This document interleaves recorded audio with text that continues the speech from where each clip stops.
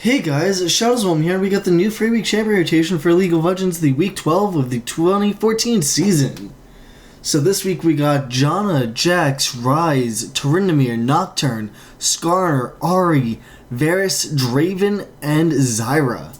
As usual, gonna go down the list from top to bottom in alphabetical order like Riot has over here.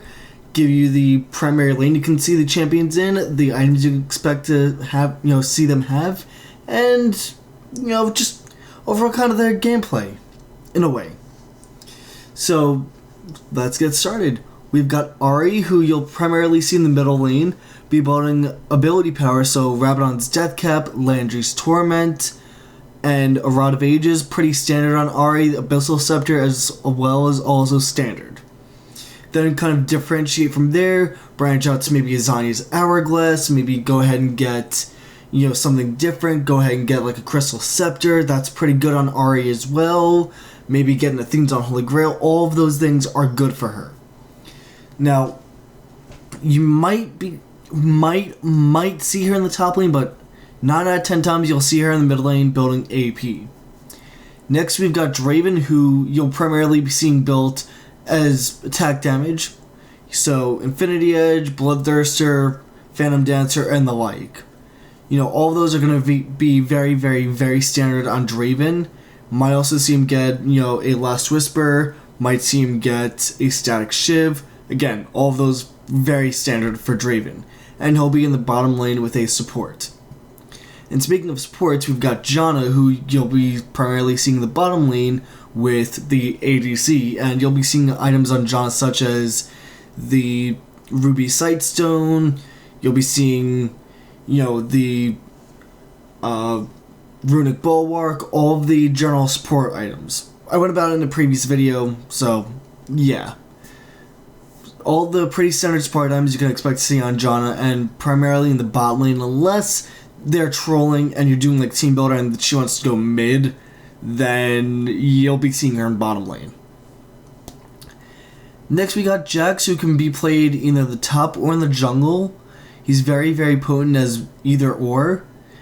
And, you'll be seeing him built actually pretty hybrid, actually. You'll be seeing him get attack damage, ability power, as well as some health and armor, as well as magic resist, due to the nature of his ultimate. Whenever he pops his ultimate, he gets a percentage of his ability power and attack damage as magic resist and armor, respectively. The higher his attack damage, the higher his armor gets thanks to his ultimate, the higher his ability power, the higher magic resist he gets. So, there you go.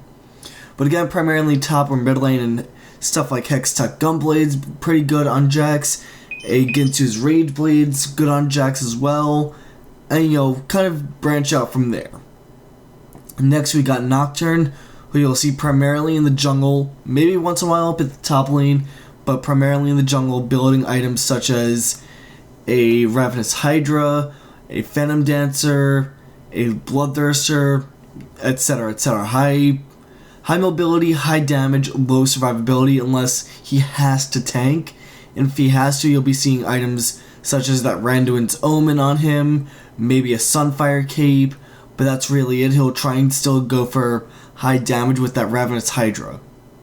Next we've got Ryze, who just like Ahri, be building primarily ability power, but high focus on mana. Meaning you'll get items such as a Frozen Heart, you'll be getting a Tear of the Goddess, building that into a, Archangel Staff, you'll be getting a Rod of Ages, due to Ryze's passive.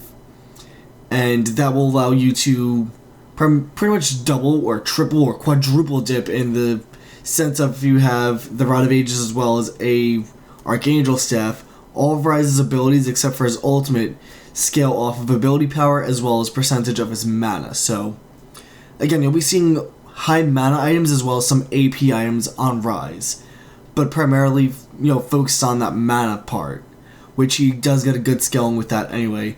You'll be seeing him played in the mid lane, but again, expect items such as Rabadon's Death Cap, maybe a Rod of Ages, an Abyssal Scepter maybe, or Void Staff. Those are pretty standard on him.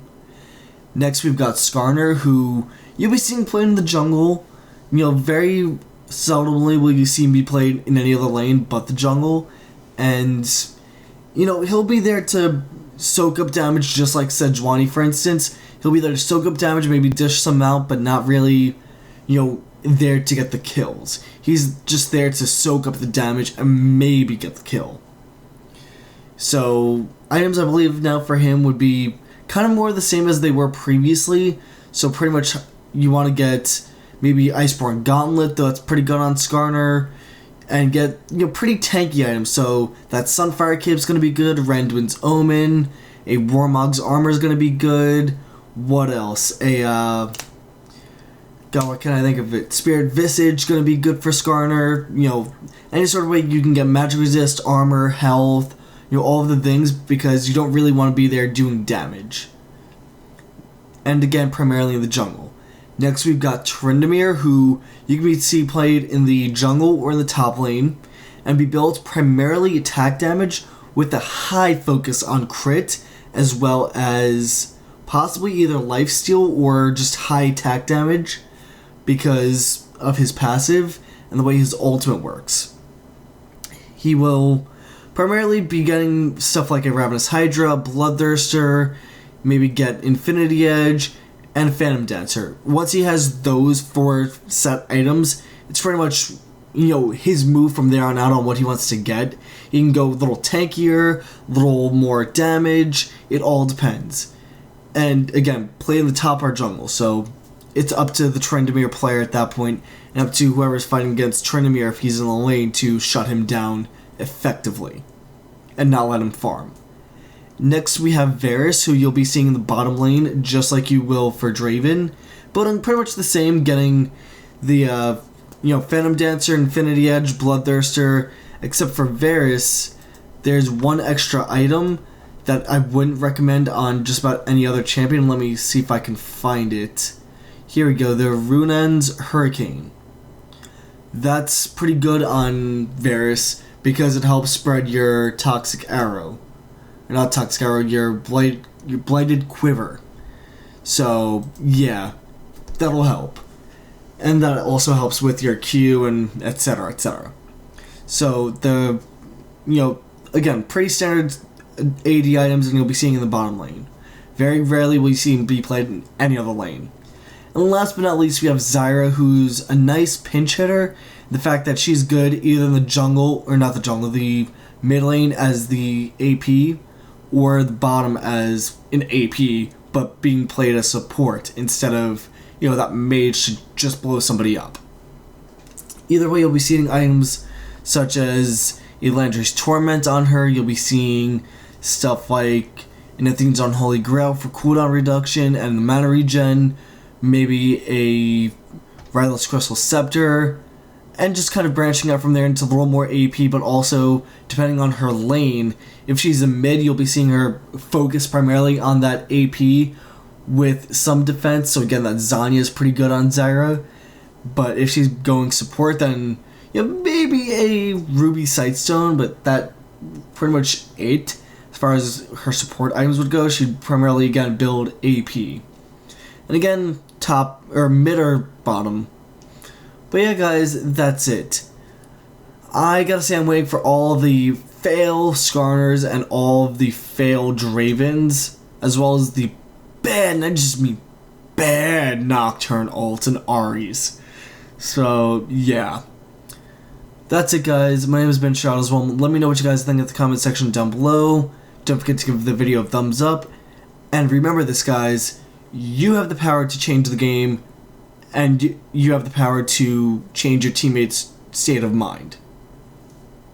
See ya!